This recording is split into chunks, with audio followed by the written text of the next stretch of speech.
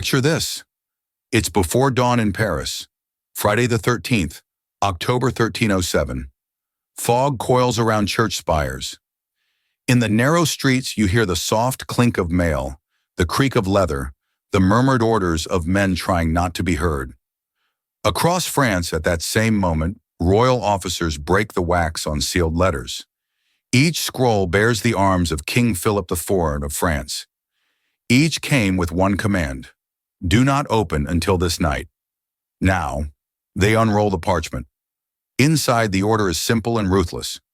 At first light, arrest every knight of the temple, seize their goods, seal their houses, resist any opposition with force.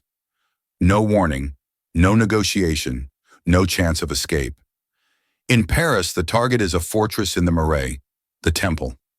4 massive towers, thick stone walls, a moat, warehouses, stables, a round church, and in the center, the Great Tower, the royal treasury of France and vault of half of Christendom. Inside, warrior monks in white mantles with red crosses have gone to bed as respected heroes of the Crusades. Trusted bankers to kings and popes, guardians of pilgrims and relics. They wake to steel at their throats. The Grand Master, Jacques de Molay, is dragged from his bed. Yesterday, he walked beside the king at a royal funeral. Today, he's a prisoner, accused of spitting on the cross, worshipping a demon head, and kissing other knights on the backside. On that day, the most feared military order in Christendom falls without drawing a sword. People remember Friday the 13th as a day of bad luck. But this wasn't luck. This was a heist. The biggest sovereign debt cancellation in medieval history, carried out at sword point. Why should we care about a group of warrior monks burned 700 years ago? Because behind the legends of hidden treasure and holy grails lies something familiar. A financial system too powerful for a king to tolerate and too useful for him to ignore. Before the Templars, traveling with money was a death wish. If you wanted to go from Paris to Jerusalem, you carried your life savings in gold on your belt. Every bridge, forest, and tavern held someone willing to cut your throat for those coins. Then the Templars did something quietly revolutionary. They separated money from metal. You walked into a Templar house in London or Paris with a chest of coins or a deed to your land. You walked out with a piece of parchment covered in strange symbols and the red seal of the temple. You could cross bandit-infested roads with nothing but that parchment. Robbers could steal it, but they couldn't read it or redeem it. Weeks later, you'd ride into Jerusalem, hand it to a Templar, and walk out with the same value, minus a fee. That's the medieval ancestor of the traveler's check and the wire transfer. The Templars weren't just warriors. They were building the first international bank. And that bank had a problem. Its biggest client wore a crown. King Philip, the Fair of France, wasn't just pious and handsome. He was broke, permanently at war, permanently in debt. To pay for it, he expelled the Jews and confiscated their assets. He drove out Italian bankers and seized their funds. He debased the currency so brutally that Paris exploded in riots, and he himself had to hide for safety, inside the Templars' own fortress. There, surrounded by their ledgers and gold, Philip saw something chillingly clear. The people he owed the most money to kept his money for him. If he could brand his bankers as heretics, he could wipe out his debt and take the vault. What looks like a story about religion and demons is, underneath, a story about a state that decided it would rather burn its creditors than pay them. Now imagine Europe in the 1100s. Dusty roads, wooden carts, pilgrims in patched cloaks trudging east toward the Holy Land. Bandits lurk at river crossings. Coins clink in leather purses. Every step is a gamble. The Templars begin as 9 knights with a simple job: protect the road from Jaffa to Jerusalem. They quickly realize something. Guarding people is pointless if their money remains the target. So they invent a new trick. A noble in Paris rides toward the temple. He passes ordinary stone houses, then suddenly sees a walled compound that looks more like a military base than a monastery. Guards at the gate, scribes bent over tables, pack horses unloading sacks. Inside, in a cool chamber lit by candles, he sits with a Templar treasurer. On the table between them, scales, coins, a wooden tally stick, and a strip of parchment. He counts out his gold florins. The Templar weighs them, records the amount with careful notches on the tally stick, 1/2 for the order, 1/2 for the client. Then the scribe dips his quill and begins to write. But he doesn't use ordinary letters. He sketches lines and angles in a simple cipher based on the Templar cross and grid patterns we'd later see in the pigpen cipher. Different arrangements of lines and dots stand for different letters. Without the key, it's just geometrical graffiti. With the key, it's a secure, portable claim on value. The noble leaves Paris carrying symbols instead of coins. Weeks later, in Acre or Jerusalem, he steps into another Templar house. He presents his parchment. The local treasurer checks the seal, decodes the marks, matches the details against their tallies. If everything aligns, coins spill onto the table. Value has crossed continents without moving. Scale this up. By the 1200s, the Templars have hundreds of commanderies across Europe and the Mediterranean. Some are rural, with sheep, grain, and timber feeding the order's reserves. Others, like London and Paris, are fortified financial centers, storing wealth, transferring funds, arbitraging currencies. A deposit in Normandy can fund a wall in Antioch. A loan in France can be repaid in the Levant. The Templars' network moves money faster than any king's messengers, and kings plug into it. In Paris, the Great Tower of the Temple becomes the royal treasury. Philip II, Louis IX, and their successors store crown revenues there. The Templar treasurer for France is effectively the king's banker. Need to pay an army in Flanders? The temple advances the cash. Need a dowry for a royal marriage? The temple arranges the transfer. Officially, the church bans usury, interest on loans. Unofficially, the Templars are experts at workarounds. Instead of interest, they lease you the right to income from your own lands. Instead of interest, they skim profits on currency exchanges and service fees. Instead of interest, they charge to manage estates and channel money to crusading nobles. On parchment, they're poor fellow soldiers of Christ. In practice, they're richer than most kings. And that wealth sits in the stone towers the king does not control. By the late 1200s, the balance tilts dangerously. Philip IV comes to the throne determined to make France a centralized monarchy. That vision takes armies, lawyers, and above all, cash. He fights England over Gascony. He fights the industrial cities of Flanders. Every campaign drains the treasury. Every time, he turns back to the temple. In 1299, they extend him a colossal loan for a royal dowry. By the first years of the 1300s, their ledgers groan under a royal IOU that may equal several years of national income. Then his other schemes implode. He expels the Jews in 1306 and confiscates their property. Revenue spikes briefly, then vanishes. He targets Italian merchant bankers the same way, another short-term fix. Finally, he debases the coinage. He quietly lowers the silver content of the livre tournois, then spends the new, light coins as if nothing changed. Everyone notices. Prices soar, loaves shrink, rent rises, Paris erupts. An angry crowd storms the royal palace. Philip, terrified, flees. Where does the King of France go when his own people want his blood? To the temple.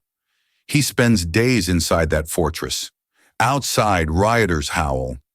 Inside, he walks past iron-banded chests, past scribes tallying revenue, past foreign merchants paying fees.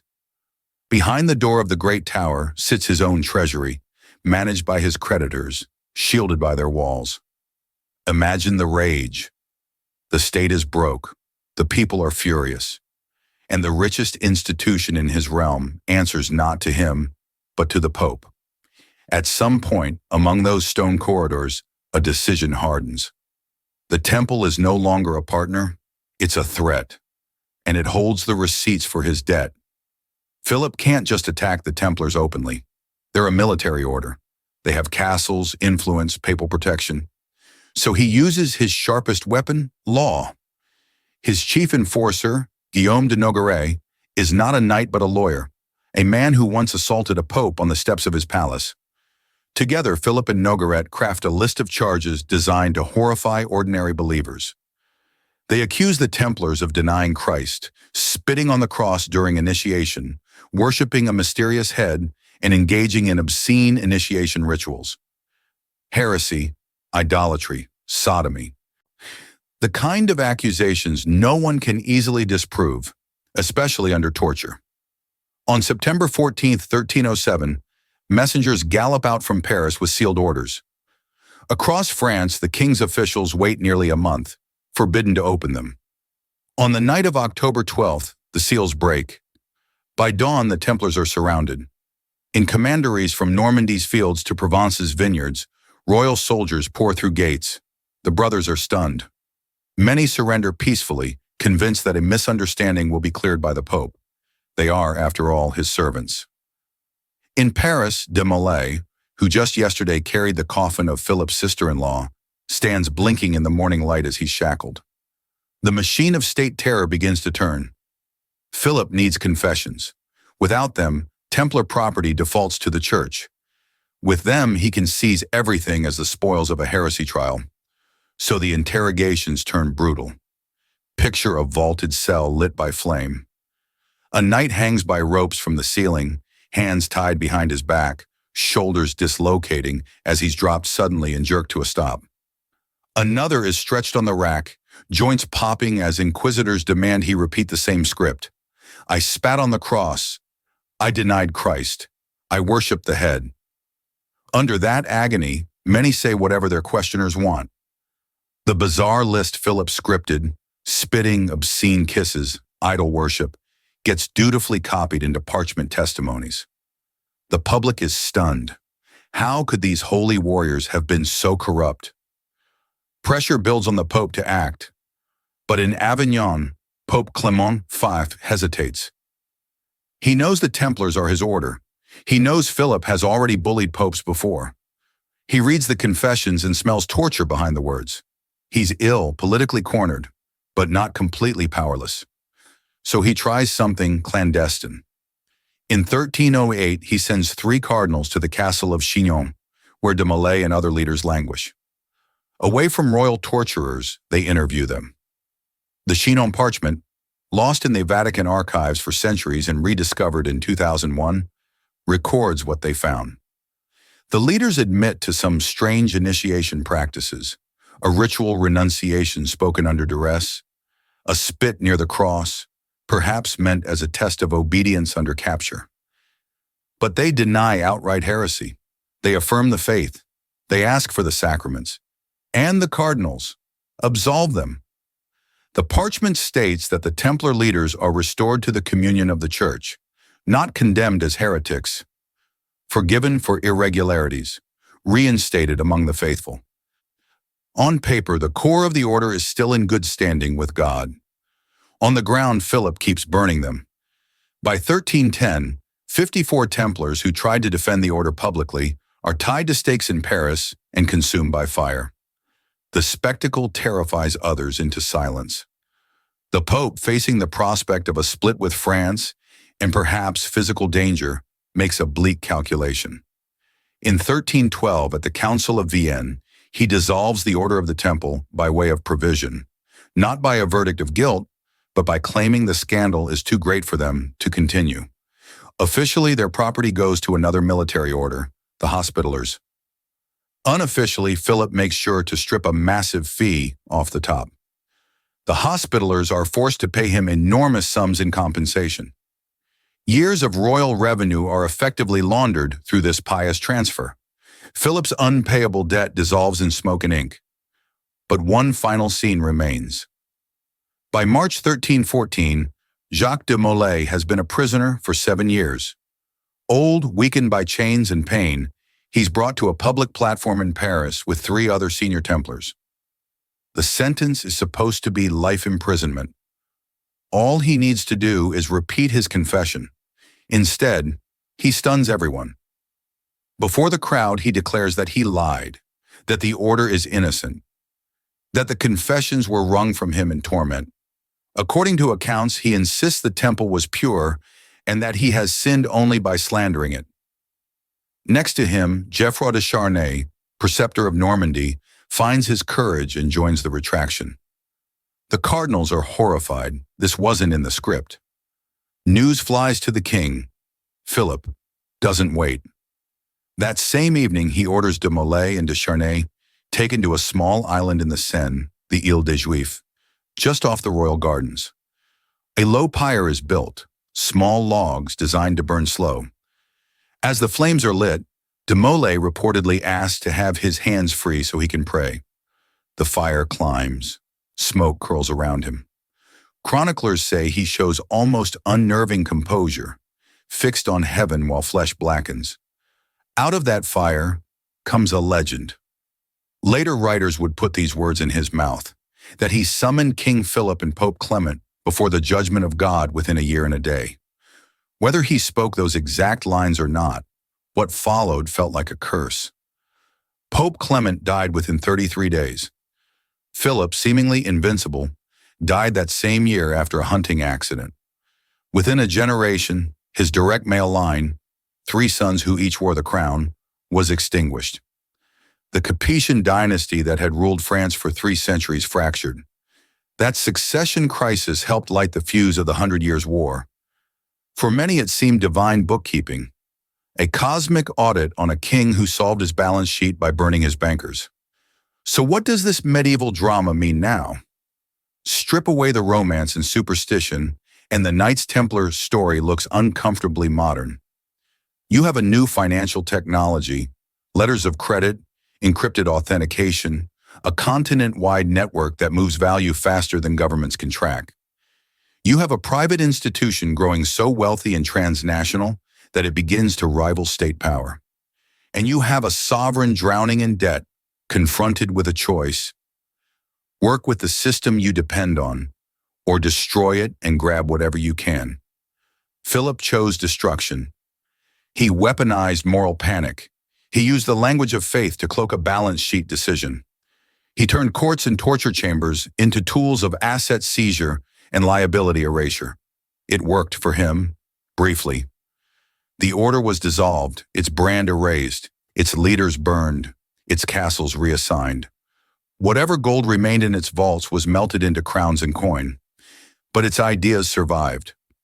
The notion that you could store wealth in one place and redeem it safely in another, that symbols and trust could move money without moving metal, that a network of institutions could outlive kingdoms. These ideas never went back into the box.